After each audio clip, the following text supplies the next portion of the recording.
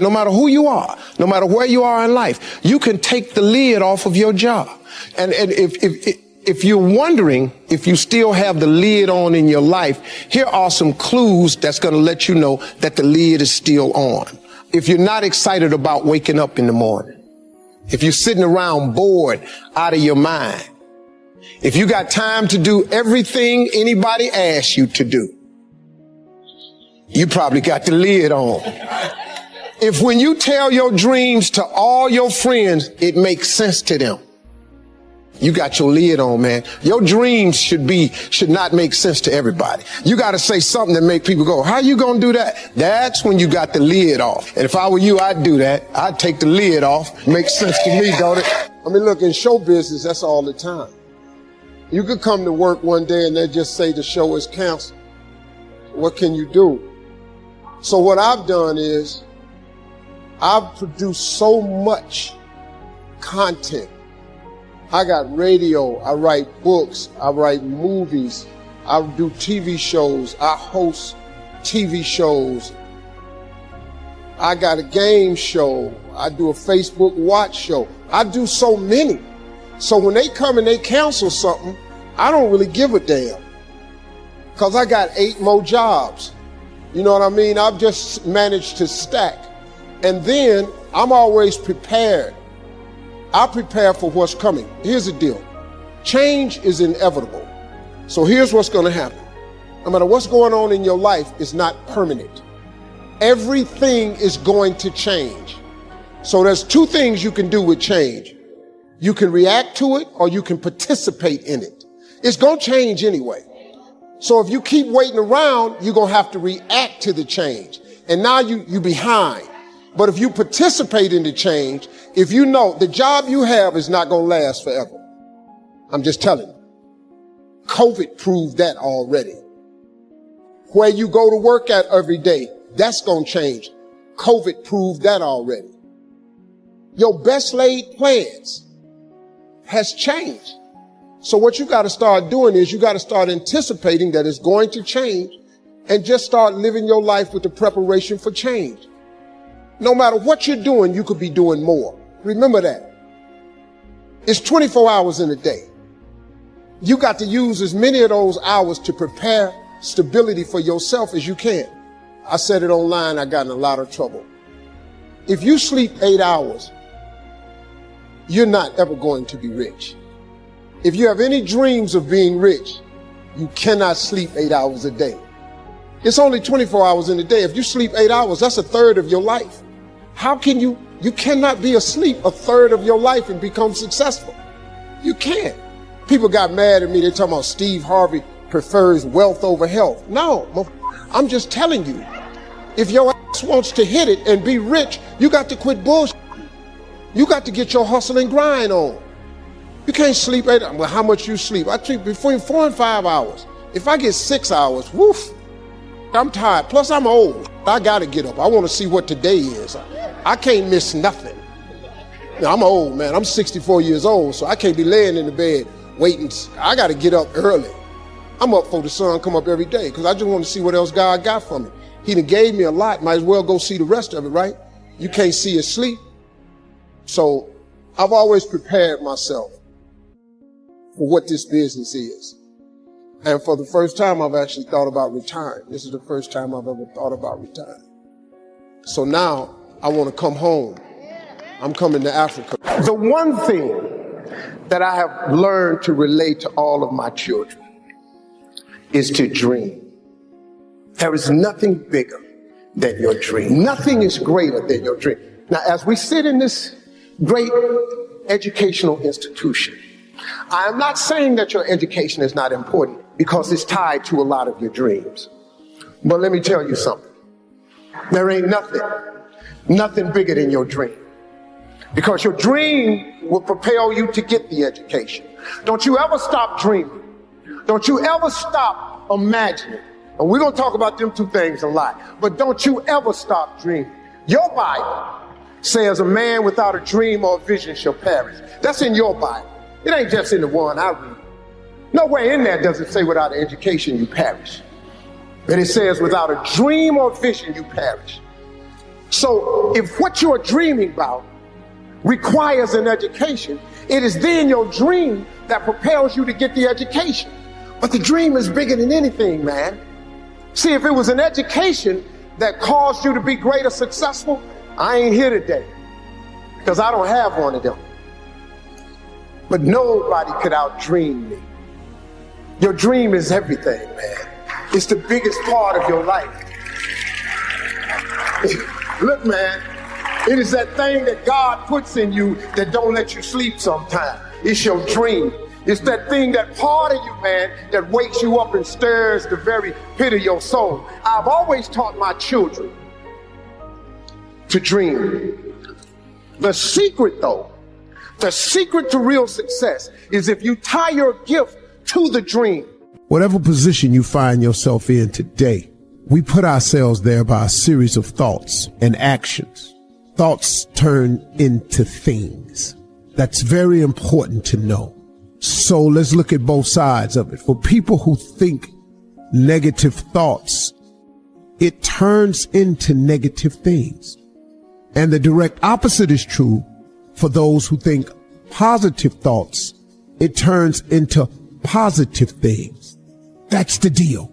It's as simple as that, folks. Thoughts become things. So the one glaring question for all of us always is, on a daily basis, what are you thinking? What are your thoughts? What are you thinking? What are your thoughts? Because this is a fact of life. This is biblical. This is spiritual. This is written. This is philosophical. This is the law of the universe. This is just the way it is. Now, and here the cold part, folks. It don't matter if you believe me or not. It does not matter if you have never been explained this or not. And it does not matter if you think it works in your life or not. It don't matter. Listen to me. It is the way it is. It's just whatever. It's the law of the universe. You call whatever you want to call. However you got to dress this thing up, because this all it is. So when I say that you are where we are today because we thought ourselves here, oh, you best to believe that's true. You thought yourself here. No one else.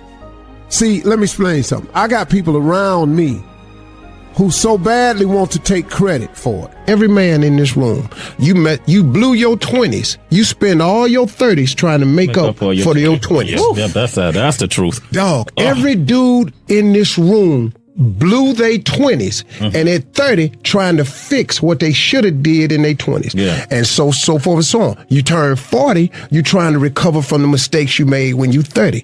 Now at 40, man, it's time for you to start. Really, at 30, you need to start buckling it on down. And just realize, man, everybody make mistakes. And if the mistakes you're going through are going to help you become the person you need to be later on. Steve Harvey. All them mistakes, dog, they cool to make. Yeah. I needed to mess up every marriage. I needed to get arrested like I did. Yeah. I needed to get shot. I needed all this, dog. I needed shot? to be homeless. Yeah. I needed all them things to happen to turn me into who I am today. So when you're young and you make mistakes, don't let them eat you up. Because everybody that done made it, done made them. Yeah. You got to fail in order to win. Hey, look, man, to understand how to hit the game-winning shot, you got to miss the game-winning shot. First of all, you're talking about stuff that I can relate to like so many others can relate to. I mean, you know, everybody got the same story. We just got different details. But like I always say, life is 10% what happens to you. It's 90% what you do about it. See, we're going to dive into a chapter from my new book, and it's chapter 1, section 1. This is very clear for people. So the first step is getting completely and brutally honest enough to say, I am tired of myself. When you say I'm sick and tired of being sick and tired, that's the facilitator of change. That's when you're ready to say these words, no more excuses. No more excuses. I went to Kent State, I dropped out. I didn't drop out, I flunked out. Now that threw my life into a spiral, but because I didn't have a college degree, I could not let that stop me. And like you're doing, where you're saying, all my friends at this age are settling in your careers, you don't even know if they're happy or not. Stop comparing yourself to others. So the first thing you do is stop focusing on other people. Instead, focus on being the best version of you that you can. Then you'll recognize that you deserve to sit at the big table with everybody else after you become the best that you can be. Now, once you've accepted that you have as much right to success and much right to succeed as anybody else, the next step is learning how to talk the talk. You have to get fluid in the language of success so you speak it with ease. Surround yourself with people who've accomplished their dreams and immerse yourself in the culture of achievement. You know, you got to be tough because the road to success is always under construction. It's never a clear path to success. The people who become successful are the people who have a relentless attitude. And you just got to hang in there through the bad breaks, because the bad breaks is coming. But they usually come right before the big break is about to happen. You get a series of bad breaks and it stumbles up a lot of people. My life and my success is to say to anyone, you can stumble, you can fall, you can get back up again. And like I've said before, we each have a gift. But too many people miss out because they refuse to sign the lease on their gift. You keep looking for it outside of you. Stop. Sit with yourself. What is it that you do the absolute best with the least amount of effort? That's your gift. But if you are constantly looking outside of yourself and you don't latch on to your gift, you will never find your purpose. If you want to succeed, you must commit to your own gift and embrace it. Well, same advice I give to my kids, man. If I could get them to understand the importance of their 20s. Because, man, you know what I did? I just blew my 20s. I ended up spending all of my 30s fixing what I messed up in my 30s. And I spent all of my 40s doing what I could have been doing in my 30s. I looked up, man, I had let too much time slip away. If you could get young people to get their foot on the gas pedal in their 20s, because right now they think going out is everything. And I keep telling them, man, you're gonna outgrow that in a minute. Because, you know, like at this age, it's when somebody says, hey, we're gonna go out to a club tonight. What? Go out to a club? Are you kidding me? It don't make no sense to you now. Because you're over that. But it takes a minute for them to understand it. It's sad. I wish they'd get it. I wasn't clubbing in my 20s. I didn't know how to make a vision board. I didn't know how to.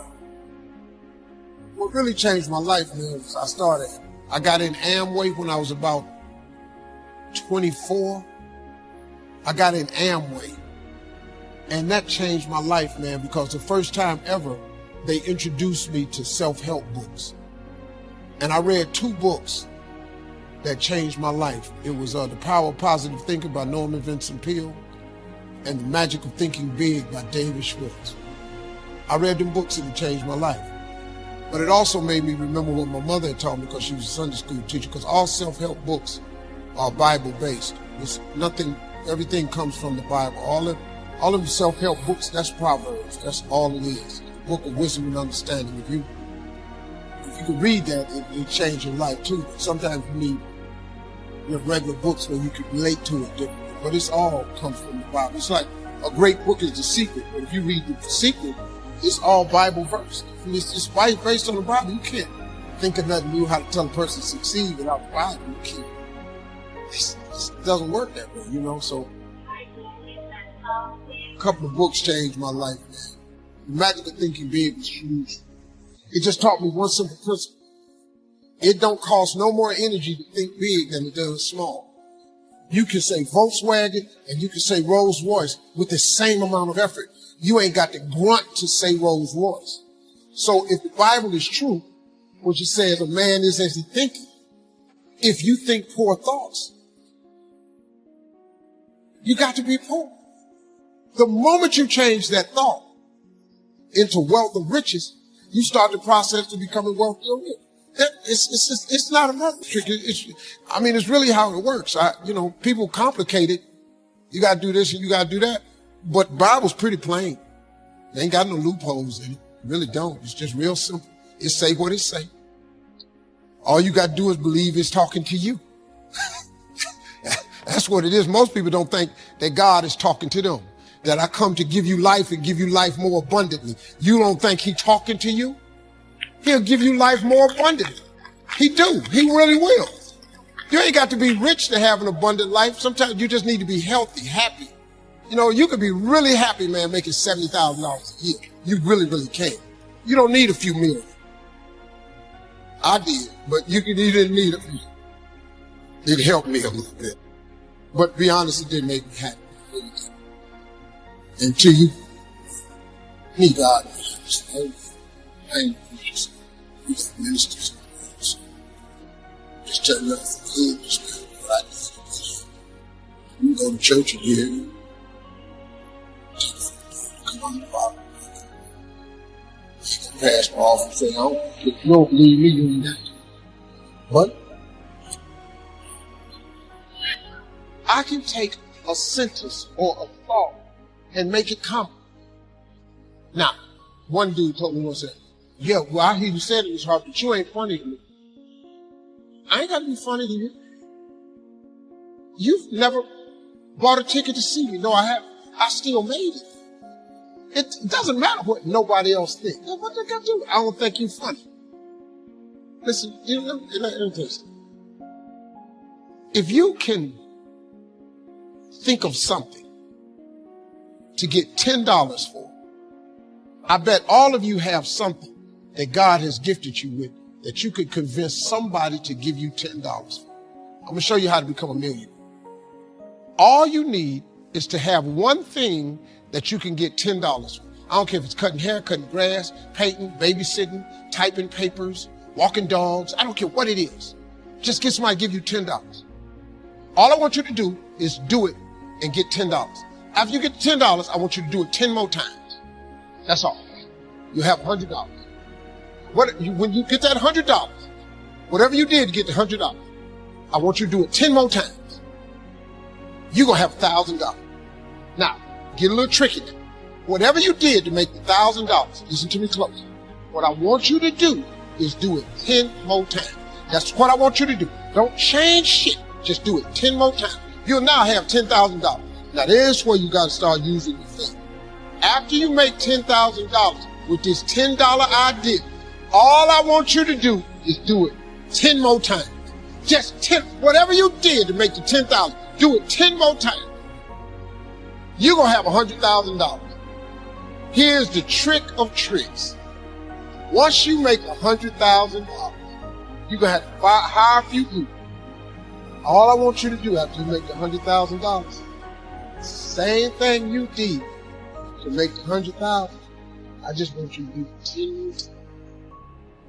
Congratulations. You are a millionaire. That's how it's done. These jokes I'm telling right now, these $25 jokes. My first gig paid me $25. These the same jokes. This just English.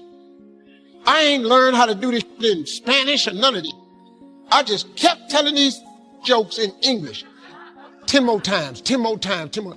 Till they started paying me $25,000 a night. Then they started paying me $100,000 a night, $150,000, $250,000 a night. I made $500,000 telling jokes in one night. They're the same jokes. I just kept telling them over and over and over and over and over. $25 jokes repeated on a 10-time multiple. You could be a millionaire babysitting. You could be a millionaire doing eyebrows. You could be a millionaire cutting grass. You could be a millionaire as a barber, painting houses. You already have the gift. God has already given you the gift. He gave it to you at birth. You was born with it. God ain't never created a soul he didn't give a birth to. That he didn't give a gift to at birth. You sitting up in here, if you're poor today, it's because you tripping. You just tripping. You done talked yourself out your God-given gift. You done got some funk job somewhere and tried to act like you was happy with it. Now they done furloughed you, now you disappointed. You ought to be jumping for joy. Walk your up the hall, go take your gift God gave you and turn yourself into a millionaire.